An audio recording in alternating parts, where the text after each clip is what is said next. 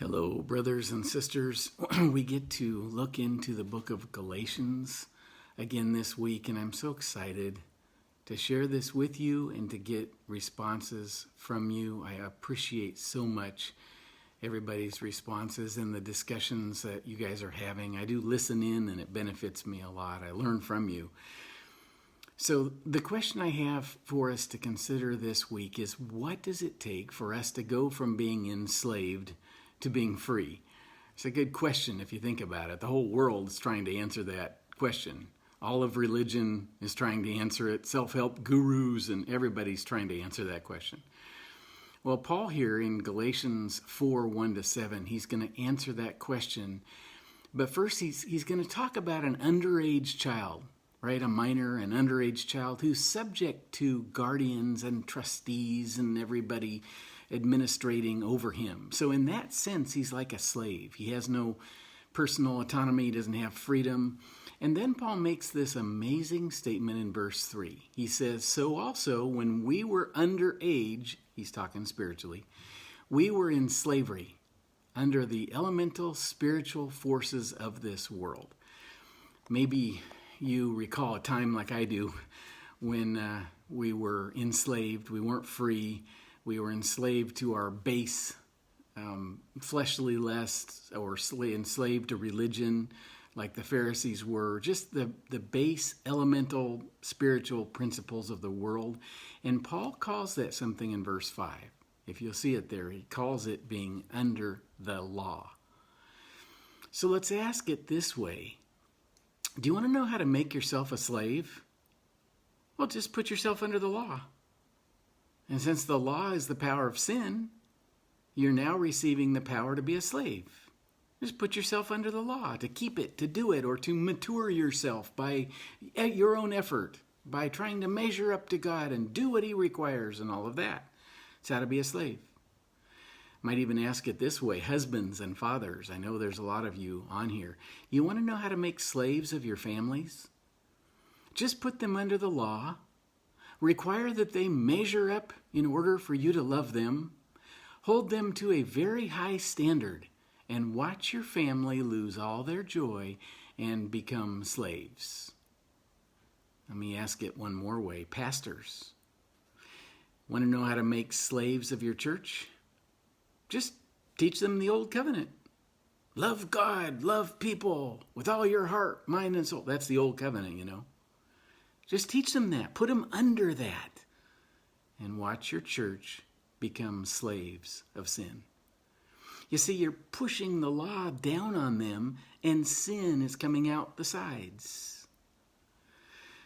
Later, Paul's going to say, here later in chapter 4, one covenant is from Mount Sinai and bears children who are to be slaves. Of course, Mount Sinai is the law. So how do we get free? How do we really get free? And Paul's going to give us two ways, and I love both of these, don't you? Listen, two ways. The first way, verses 4 and 5. "But when the time had fully come, God sent his Son, born of a woman, born under the law, to redeem those under the law, that we might receive adoption to sonship." That's the work of the Son of God for you. And then you come to verse 6 for the second way. "Because you are his sons, God sent the Spirit of his Son into our hearts, the Spirit who calls out, 'Abba, Father.'" That's the work of the Spirit in you. What is it that frees us? The work of the Son for you and the work of the Spirit in you. And I just want to dwell on those for a second. First of all, God sent his Son. The purpose was to redeem those under the law.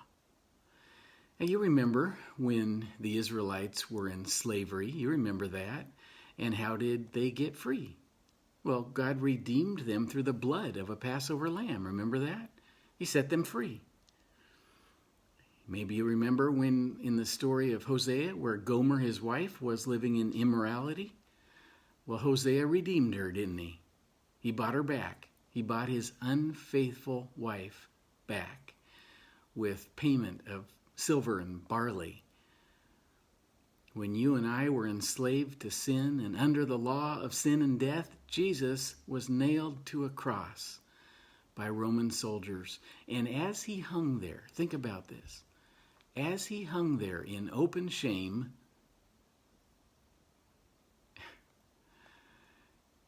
he hung under the penalty of the law, the purpose of which was to redeem us, to buy us back.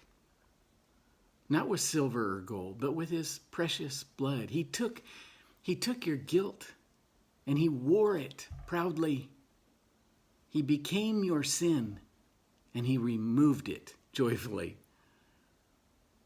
As you hear that message and believe it, God sends his Spirit into your heart. And as he begins working in you, he makes the cross personal to you. And not only that, he makes the God of all the universe, the judge of all the earth, he shows him to be your Father. You're in the family. This is the work of the Spirit to bring intimacy between God the Father and us. The work of the Son to redeem us. The work of the Spirit to free us. This is what's needed to be free. So the question for this week is, how are you personally, how are you experiencing the work of the Son to redeem you and the work of the Spirit to free you? Let's share that together. I look forward to hearing from you.